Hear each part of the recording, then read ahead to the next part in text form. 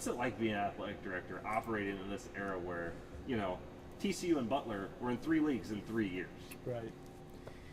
Well, uncertainty is never a real good thing, and I think there is a lot of uncertainty now in college athletics, and I think even in other areas even in areas other than leagues and conferences shifting, but that's causing the most concern, I think, for all athletic directors. I think the best thing we can all do now, and I try and communicate this to our staff, is listen.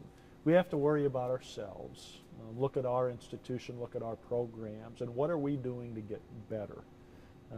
I think that's the thing you need to focus on the most, is just what can we control and what can we do to get better. You have to feel good then as far as where the Phoenix brand is, given what the women's basketball program has done over the last 20 plus years, and Yep. Brian seems to have the men's arrow pointing up as well. Yeah, and that is kind of what I mean by focusing on ourselves, because I mean our women's brand has obviously been the strongest brand in the Horizon League for a number of years, and we certainly see that continuing.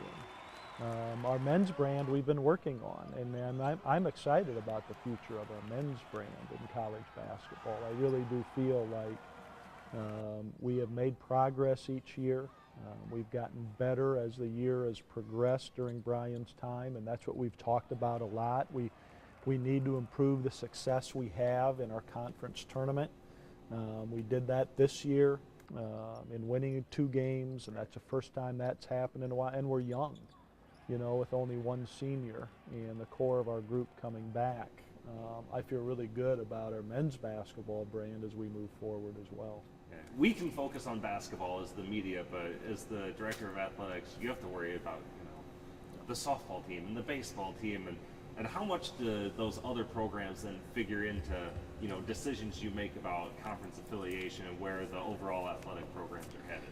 Yeah, too oftentimes, I would tell you the things that I worry about most in any league that we are in, or would be in, or could be in, or currently in, is the experience of our student athletes. And that's not just men's or women's basketball, that's in all of our sports.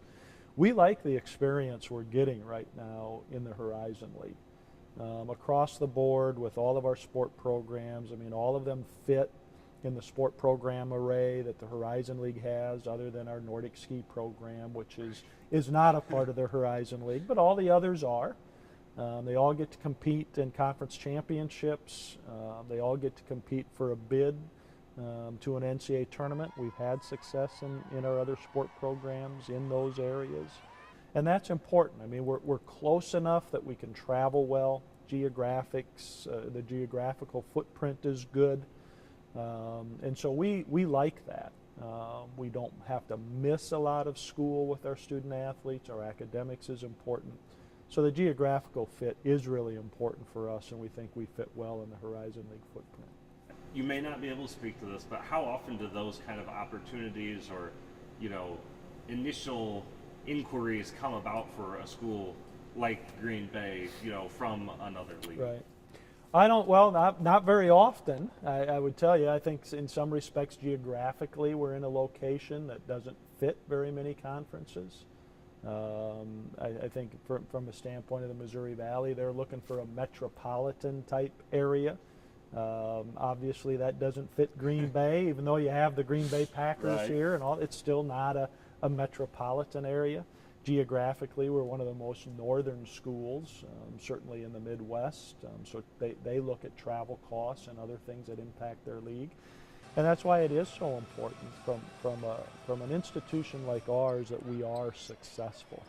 I think that gives us those, whatever, if a league is looking at expansion, and I'm not saying that someone would or look at us, but being successful would be a big priority, I think, for an institution when they are looking at that. Like, Commissioner Leckrone didn't seem too bent on, expanding the league as we've seen in some of the BCS conferences. I guess from your standpoint, we've talked a lot about travel and maintaining the expenses. Expansion, for your perspective in the conference, would not necessarily be a good thing because it would kind of it would bring up that travel budget and bring up some of those auxiliary expenses, right? Yeah, depending on where expansion leads us, it certainly could cost us more. You know, there are some institutions maybe that do make it so that from a travel standpoint, the one negative with 9 institutions is you still have to pick up 2 more basketball games. So if an expansion comes close to a current institution within the league, then it can help in some expenses, even though if you add 3 more schools and you have more travel, it could be more it could cost us more, certainly could, although we're always going to play the same number of basketball games, both on the men's and the women's side. So even if it's a school that's further away geographically than a school we might lose, it still may be closer than the non-conference game we would have to play away from Green Bay. So actually the cost wouldn't necessarily have to go up, but certainly depending on where that geographical footprint ends up, it could. I guess just kind of one final one. Speaking of that geographical footprint, it seems like the Horizon League is a good fit right now for where recruiting-wise a lot of the kids are coming from. It seems like, you know, a lot of them are from either the Wisconsin vicinity or, in Brian's case, you know, a lot of kids are coming in from Chicago, and with the Chicago connection, that's a good place to be. Yeah, I like that. It does give us an opportunity when you talk about teams in metropolitan areas. When you've got Cleveland, in Cleveland, Ohio, Wright State and Dayton. You've got the Chicago connection. You know, we used to have an Indianapolis connection. Those are good cities, I think, for us to recruit in, along with Wisconsin. Right. The most encouraging thing I find in men's basketball is that the state of Wisconsin, the way it looks over the next few years, really does have a lot of very talented Division I men's basketball recruits.